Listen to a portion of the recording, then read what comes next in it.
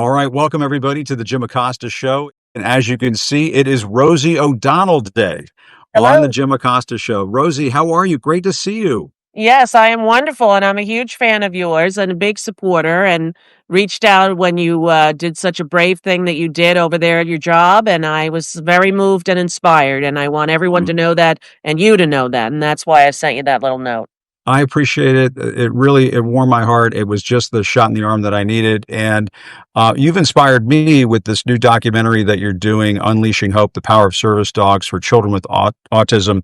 It's out on Hulu. It's about how dogs can help children with autism. And it is just so beautiful. And I want to talk to you about all of this because there's a lot of news going on here in the States, but I guess we just get this out of the way. You are, and somebody's asking this question right now. Did you move to Ireland? You're in Ireland right now. You're in Dublin. Yes, I am. I'm in Dublin, Ireland. I read Project 2025, which I assumed all Americans would do, and was surprised to find out that many people did not. Once I read that, I made a plan to leave should he win. And that plan was executed on the day in November that he won, she said, raising her eyebrows. And I made the plan, and we were out by the 15th. My plan was to be out before he was inaugurated. And I have relatives. My grandparents are from Ireland, so I have birthright citizenship options here.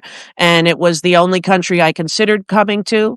And I took my little 12-year-old non-binary autistic child, and we showed up. I have two cousins here. They've been wonderful, and it's been a glorious transition, I have to say, Jim. I was not one of those celebrities who said I will leave if he gets. I never imagined leaving the United States. I Interesting. didn't even travel very much. I Did didn't. you think about this beforehand and say, okay, if he wins, I'm going to do this, Yes, and you just kind of because kept it to yourself? yes, I kept it to myself. I talked to my therapist about it. I talked to my family, my grown children, and I told them, and all my friends and family said, "Oh, you'll never do it." Because I'm someone who, like, if someone says to me, I got tickets to the Riviera in Italy and we can go, and I'm like, Miami's nice. Yeah, Like, I'm it's not one far. of those. It's, yeah, kind of far. And I'm not a big traveler. I'm not a big, like, leave the United States person. So Mm. it surprised all of them, and it kind of surprised me, but I was certain. There was not a moment's hesitation when I read Project 2025. When the Supreme Court said that he had presidential immunity, I knew that we were on the verge of fascism in America. And even though that was unimaginable to most 63-year-olds like me, I knew that's where we were going. And I have no doubt about his level of cruelty. I have no illusions about him having a heart. I know him deeply and personally, although I've never spoken to the man. Mm. I know him from how he's treated me over the last 18 years Yeah, he when he seems to was be not the obsessed with you. president. Yes, he does. He He's does seem to obsessed. be obsessed. And Yes. what is that? Do we know what that's about? It's because you've criticized him in the past. I mean, He had Miss America pageant, Miss Teen America, this Tara O'Connor, I believe her name was, and she was in the village. She kissed a girl. She was drunk, and the Post printed it. And he, right before The View was live, had a press conference to make her publicly apologize. And it looked to me a lot like a pimp and a prostitute. mm, And I said that on The View, and then I proceeded to tell factual, accurate information about his bankruptcies, about how he was not a self-made man. I told facts that anyone yeah, could have Googled and found out. yeah. And he went batshit crazy. He went on every single show. I went to a sports bar with my children, who were very little at the time, Yeah.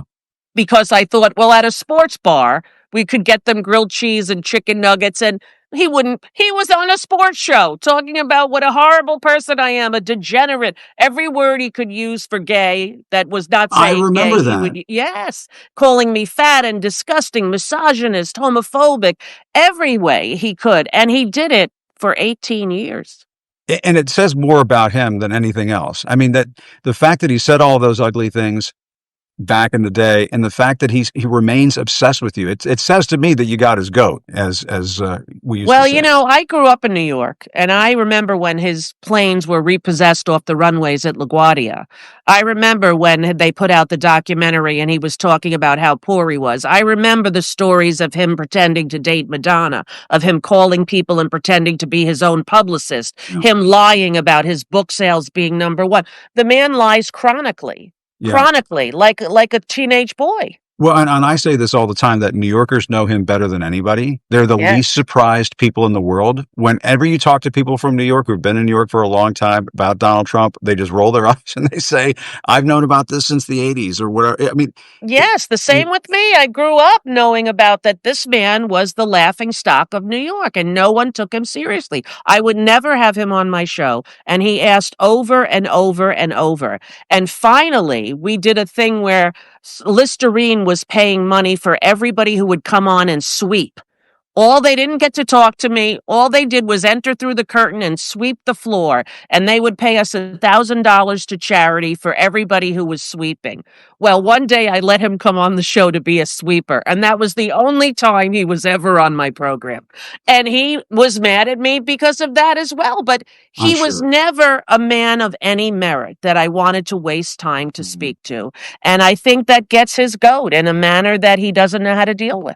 Yeah, and but he's somehow gotten back in the White House. I mean, I think I read that you have a big problem with the show The Apprentice, and I do think you're right that it Mm. did sell people a bill of goods, and it portrayed something about him that just doesn't exist. No, listen, it was Yeah, pure fiction, Jim. yeah, It yeah. was pure fiction. To say that this man was a business giant when he had been bankrupt 6 times, to say he was a self-made millionaire when he got all his money from his daddy, to say that he was some moral authority when he had all these affairs on all of these wives and all of these sexual abuse charges.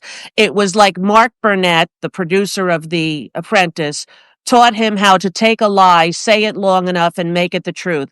He had a little family owned grifter business in New York. He was a logo slapper. He didn't build buildings. He slapped his name on buildings that other people built.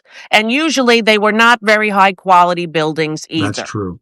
Yeah. And so if you grew up in New York, all of these facts were available to you and daily you would get them in the newspaper. Well, So it wasn't a surprise. and I remember when I covered him during the campaign in 2016, I would go into Trump Tower. It was the first time I had ever gone into Trump Tower.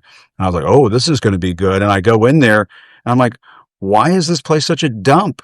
Why does it look Yeah. so shitty? Like the gold plating and stuff was kind of faded. And you would go down to the men's room and it was like, wow, this is kind of like Penn Station. I mean, it's not that. Yes. Well, he has no taste. He's very gaudy. He thinks that gold lame will fool people. And, he would probably sell it as gold if he had a Yeah, chance. His that's true. steaks went out of business. I remember I had somebody gave me, he had some liquor company at one point, and somebody gave me a closed bottle of his liquor with 2 bugs in it.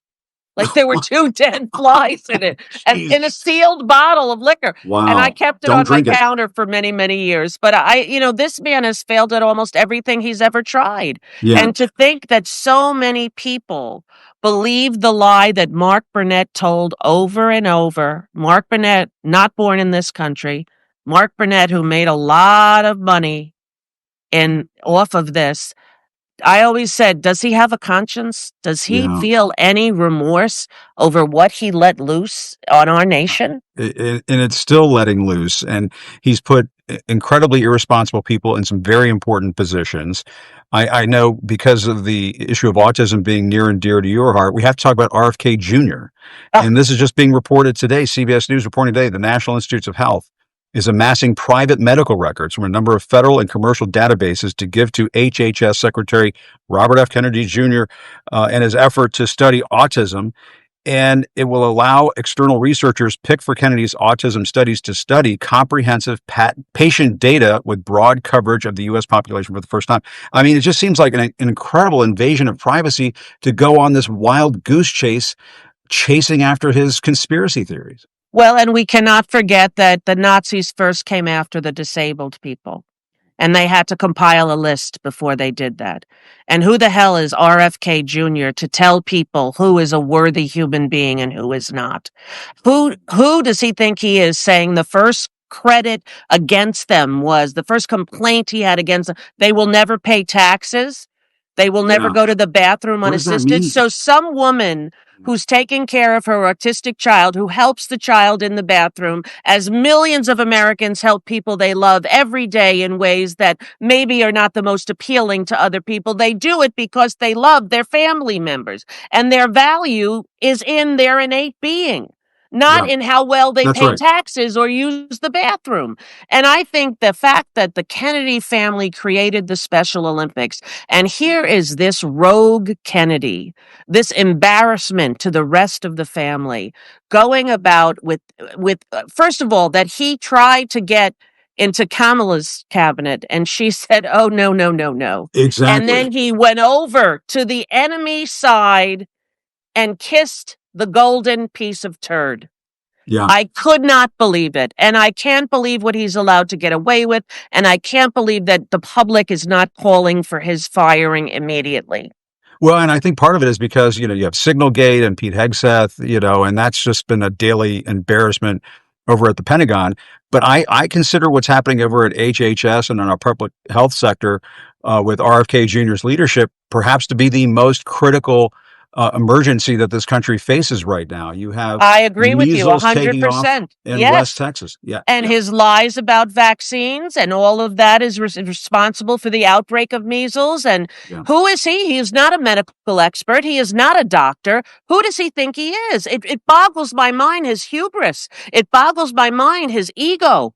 How does he think he has the right, because his last name is a Kennedy and he has none of the qualities of his father or his uncle, none of Caroline or JFK Jr.? He has none of Ted Kennedy. He's like this rogue Kennedy who has gotten away with being a horrible spokesperson for the American people. And how dare he? How Yeah. dare he? I hope, honestly, Jim, that I never have to see him, because I was friendly and used to play poker with his wife. And I asked her before he went to the Trump side, how did it feel to marry a Kennedy? That must have been pretty trippy for you. And I got to know her and This felt, is Cheryl Hines. Cheryl Hines. And we played poker during COVID twice a week Mm. with about 6 or 7 women we knew in LA. And, I don't know what I would say if I saw her. I don't know. I hope I never have to see him in person, because I don't know that I could be able to contain my disgust with him. Yeah, I well, I mean, think he said the other day, genes don't cause epidemics. You need an environmental toxin. So even as the head of HHS, he's still peddling this thing, and we know autism rates among children have increased. This is according to the New York Times just recently. They've increased nearly fivefold since 2000, when the CDC first began collecting data on the condition's incidence in children. The CDC's report attributed some of the increase in its prevalence to more screening for the condition. Researchers have pointed to several other factors, including greater awareness of what autism looks like. a I'm sure you 100%, you a become an expert hundred on this. percent. Yes. And, they didn't discover all of this mountain range until recently. And I'm pretty sure the mountain range was there before they discovered it. Listen, that nobody was talking about autism when we were in school. I'm I don't 63 years remember it. old. Yeah. I don't remember one person mentioning that word. When I first heard about autism, it was through the movie Rain Man. It was Yes, through, you're right. Judge Wapner, I and I remember. had no understanding of what it was. And so when I had a child who was fully verbal at 1, who had a college level vocabulary at 5, I was realizing that we were dealing with a different kind of computer brain system. Most of us are on Apple point and click, and she's like coding fast in a million ways. And she has party tricks. She tells me about the Mariana Trench, which is the deepest part of the ocean that's ever been Mhm. measured. She knows facts about the Mariana Trench that would make her win on Jeopardy. Uh, And I constantly Google to see when she goes to bed, is that true? It's true. wow, There's a wow. great there's some sort of hybrid intelligence that happens as well. Now it's a spectrum. It's from people as brilliant Exactly. as Albert Einstein to people who sadly cannot talk. But that doesn't mean their lives are worth any less than the next person. That's right. They're children of God. And Rosie, I mean, that's one of the beautiful things about your documentary, in case folks who are just tuning in.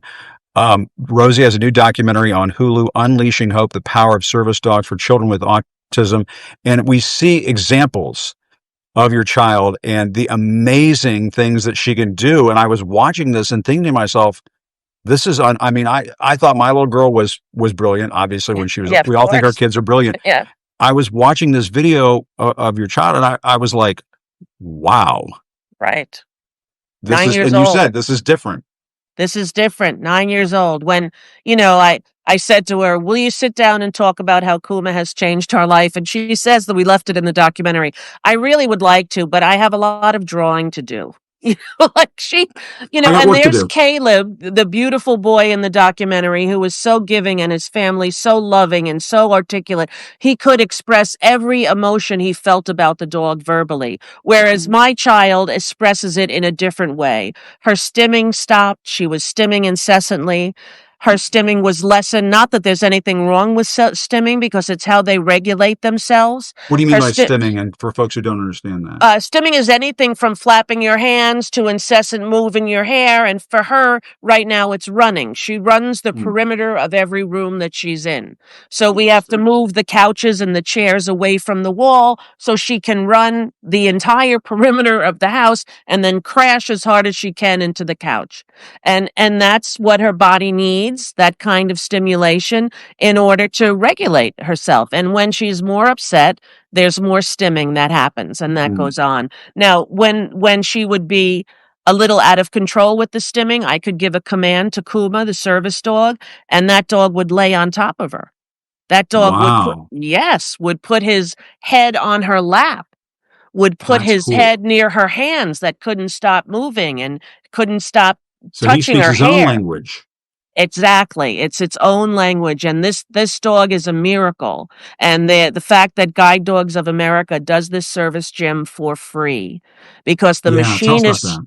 the machinists union years ago had a man in the union who went to get a dog, and they told him he was too old. He was losing his sight.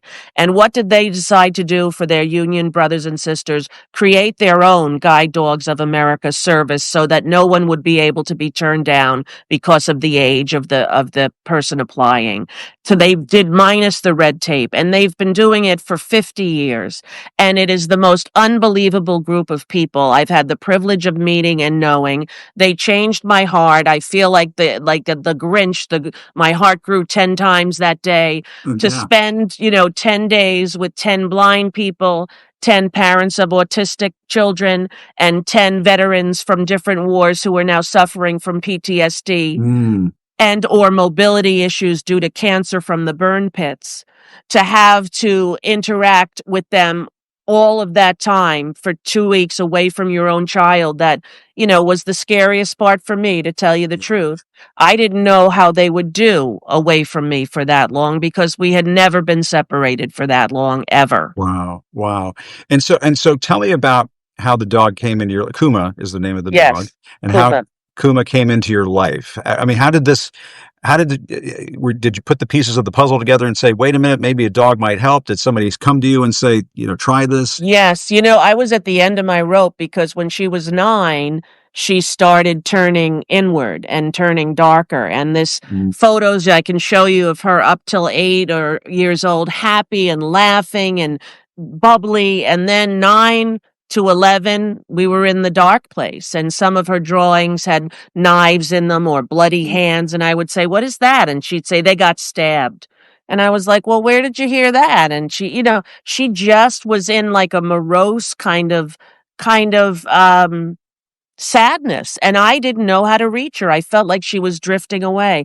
So I, wow. being a person of privilege, had the access to the UCLA Autism Center. I had access to therapists and to OTs and to PTs, and we did every service and every therapy that had been recommended to us. And still she was floating away. And Mm. about 3 years ago, I became friendly with Lyle Menendez. Lyle Menendez had written me in 1996 and thanked me for supporting him and his brother and speaking so highly of Leslie Abramson and the work that she did during their trial, trying to convince America that sometimes fathers committed atrocities against their children. And these two boys were victims of that. And, the public was unwilling to hear. But I spoke out for him in 96, and he wrote me right when my show premiered. And I said to Barbara Walters, we were having dinner one night, and I said, I got this letter. It was thick, like many pages, handwritten from Lyle Menendez. And she had interviewed them a few months before, and she said, just like she always would, Wozie, he's a manipulator. Please, whatever you do, don't return his call. So I kind That's a of great Barbara Walters, Barbara thank you Wawa. very much. Yeah, I yeah, did love her very much. She was quite something, I can tell you that. amazing. Yeah. But she told me not to, and it was the height of the beginning of my show, and I didn't quite know how to answer some of the questions he had. And it wasn't until 3 years ago when a new documentary came out with new evidence about Roy Rossellio from Menudo, who was sexually abused by Jose Menendez I remember that. in the same house that the boys grew up in, and an Eric letter that he had written to his cousin that was not introduced in evidence way before the murder about the sexual abuse from the father. And so these two new pieces of evidence started a habeas corpus. I believe that's the technical term, that they would get it relooked at so they could possibly be resentenced or maybe perhaps have another trial.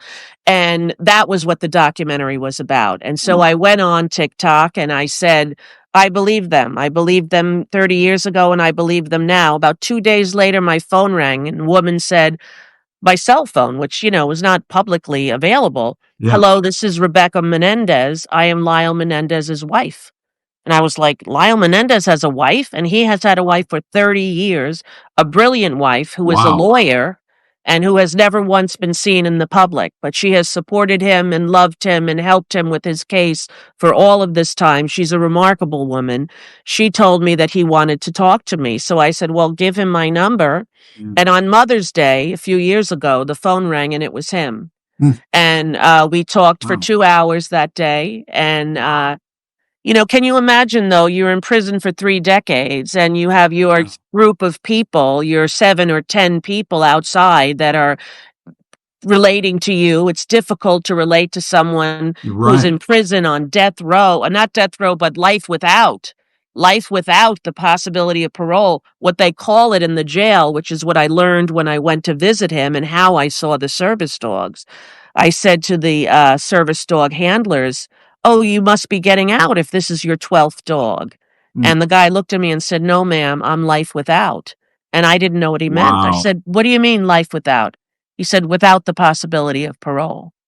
And it just made me weak in the knees, Jim. I didn't know what to say to him. Here he had given 24 years of his life training these dogs for years at a time to give to other families, and he was never to be released from prison. Wow, that's incredible. And I was very moved, and I said, who do you give these dogs to? And they told me that it was vets, it was people who were blind, and it was kids who had autism under the age of 12.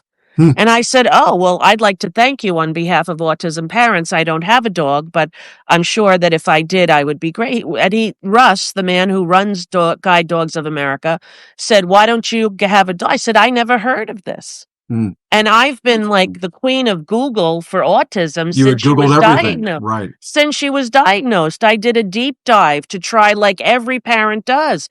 When your child is diagnosed with autism, you don't get a guidebook. No. Nobody tells you, here's what it's going to be like, because if you meet one child with autism, you've met one child with autism. Caleb's autism is not the same as Clay's autism, is not the same as someone else's autism. It comes in a variety of flavors and spices and different kind of neurodiversity.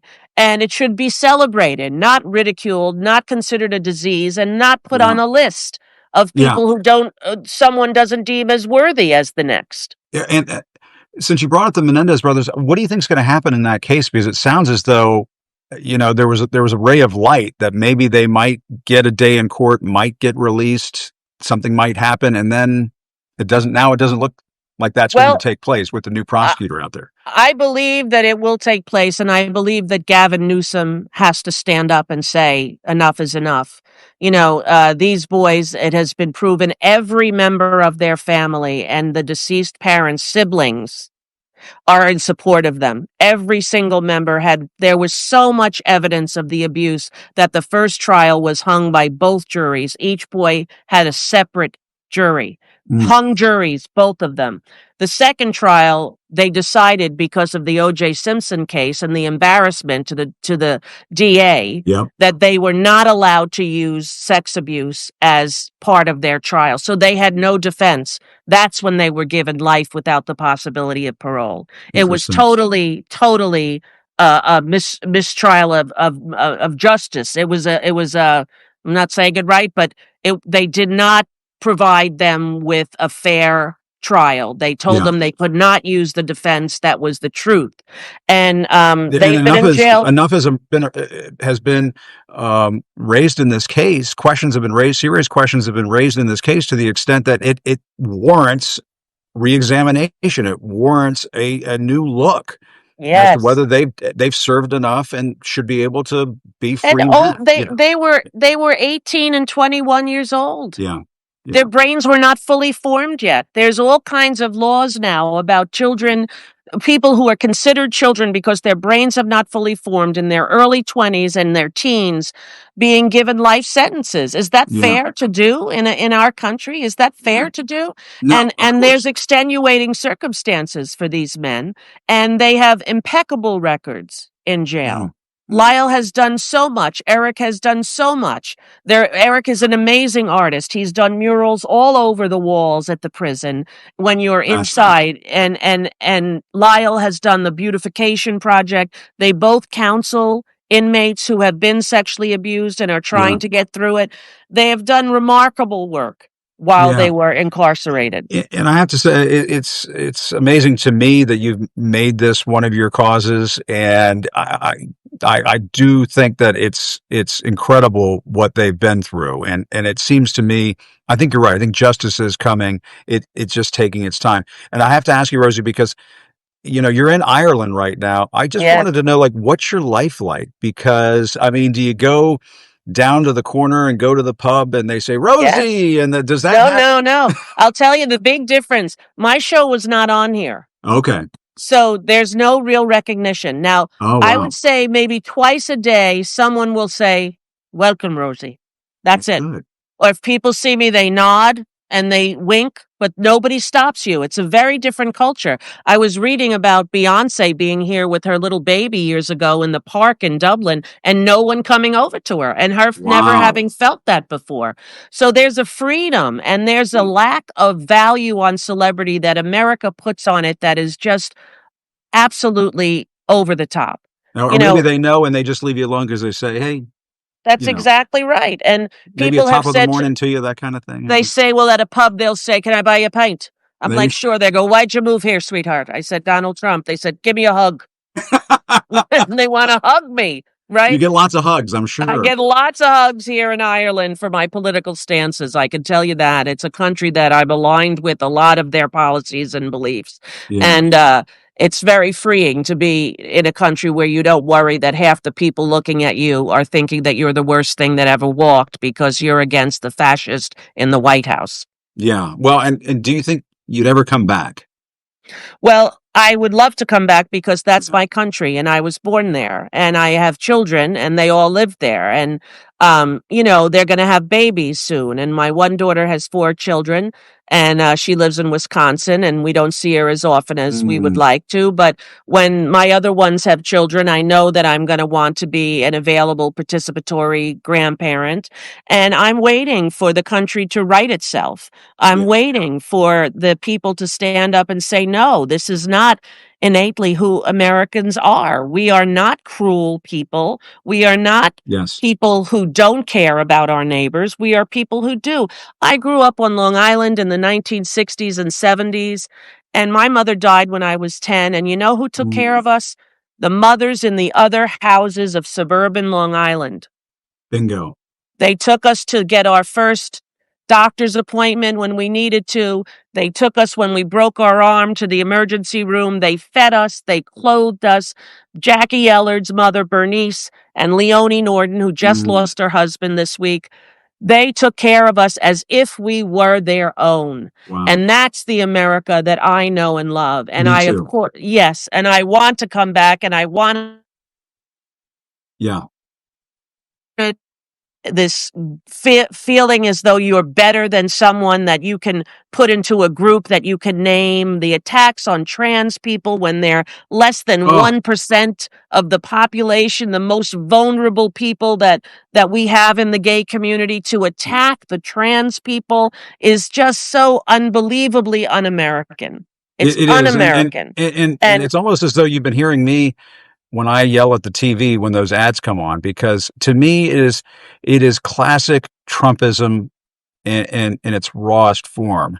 And that I think his mind tries to think of who is the most vulnerable population out there? What is the most yes, vulnerable segment of society out there? And let me put my finger on those people. Let me pick on those people because it'll score points. yes, he does. He's trying to amass the underbelly of hatred that the civil rights movement started to address. And with the arrival of Donald Trump and the Republican Party, Mitch McConnell, I put in that list too, telling Obama that he would not help him in any capacity and would block him at every turn, and then doing it, not allowing him to Yeah, appoint Merrick Garland, who I question whether or not that would be a good appointment now. However, they wouldn't appoint him because they didn't want to and nobody made them. Like, that's what really gets me, Jim, is yeah. I'm watching what Trump is doing with this man who he sent to El Salvador, who was innocent Mm. of any crime. And he is Hasn't been convicted. refusing. He is refusing due process, and he's refusing to let him come back, Well, to demand that he be returned. How and dare he? I agree with you, and he has, made comments about maybe applying that to Americans, that he wants Yes. to go after what he calls the homegrowns.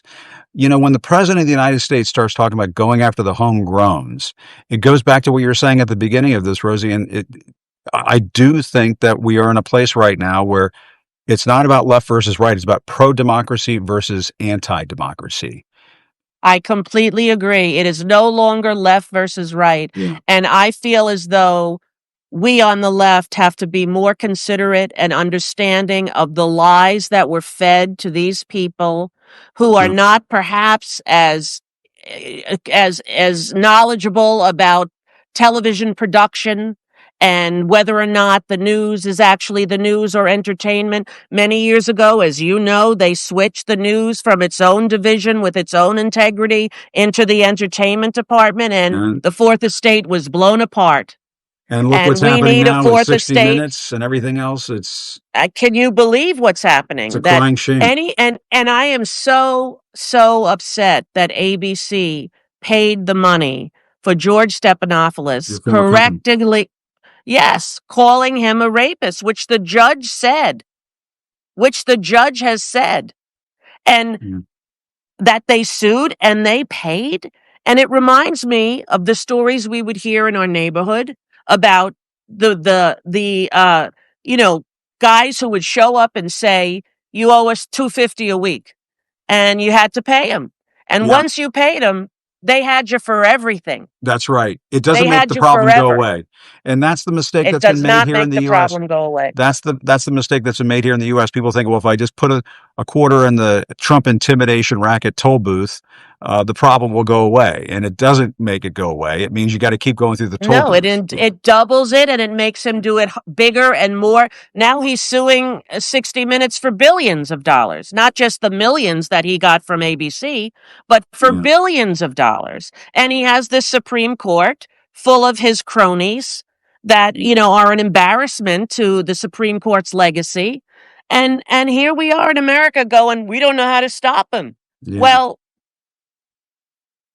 People have to start speaking out. and having the courts and judges and people stand up and speak out. And that's what we must do. And don't let the fear of him stop you, no matter who you are, no matter what you think, because once democracy dies in America, it's over for the world. Yeah. Rosie, it has been such an honor and just a real pleasure and a joy for me to connect with you and have this conversation. You are, I mean, the light you are shining in this interview. I have to tell you, I've been keeping an eye on the comments as you've been speaking, and people have just been overjoyed with a lot of, I mean, just about everything that you've said since coming on. So I appreciate everything that you have said. Um, and I encourage everybody to watch your new documentary. I can just tell it's absolutely from the heart.